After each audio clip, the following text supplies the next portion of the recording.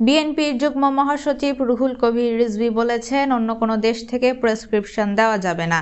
শেখ হাসিনাকে আশ্রয় দিয়েছেন ভালো কথা, তবে আশ্রয় দিয়ে তার কথা মতো বাংলাদেশের অভ্যন্তরে অস্থিতিশীল কিছু করতে চাইলে ফলাফল ভালো হবে না। বাংলাদেশ সিক্কিম বা ভুটান নয়, পার্শ্ববর্তী দেশের পলিসি মেকার, নীতি নির্ধারক যারা, তাদেরকে বলে রাখতে চাই, বাংলাদেশ 18 কোটি মানুষের দেশ। রোববার 29 সেপ্টেম্বর ছাত্র জনতার গণ অভ্যুত্থানে আইনশৃঙ্খলা বাহিনী ও আওয়ামী লীগ সন্ত্রাসীদের গুলিতে রাজশাহী মহানগর ও জেলায় শহীদ পরিবারদের সঙ্গে সাক্ষাৎ অনুষ্ঠানে প্রধান অতিথির বক্তব্যে তিনি এসব কথা বলেন। রুহুল কবির রিজভী আরও বলেন, ত্রিপুরার মুখ্যমন্ত্রী বলেছেন, ভারতকে বাদ দিয়ে বাংলাদেশ স্থিতিশীল হবে না। আপনারা কিসের আলামত দিচ্ছেন এগুলো? বাংলাদেশিরা সাহসী ও বীরের জাতি। কিভাবে দেশ পরিচালিত করতে হবে, কাকে নির্বাচিত করতে হবে, জনগণ সেটা জানে।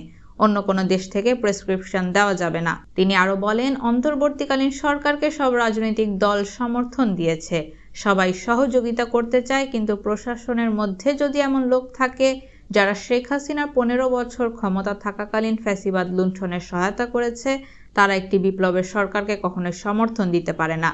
তারা যদি ক্যাবিনেট সেক্রেটারি হয়, সচিব হয়, গুরুত্বপূর্ণ দপ্তরে বসে, তাহলে নির্বাচন কমিশন, বিচার বিভাগ সহ বিভিন্ন ক্ষেত্রে যে সংস্কারের কথা বলা হচ্ছে, এই সংস্কার বাস্তবায়ন হবে না। এরা সংস্কার ব্যর্থ করতে বাধ্য করবে। সভা শেষে ছাত্র জনতার গণ অভ্যুত্থানে রাজশাহীর নিহত 3 পরিবারকে আর্থিক সহযোগিতা করেন রুহুল কবির রিজভী।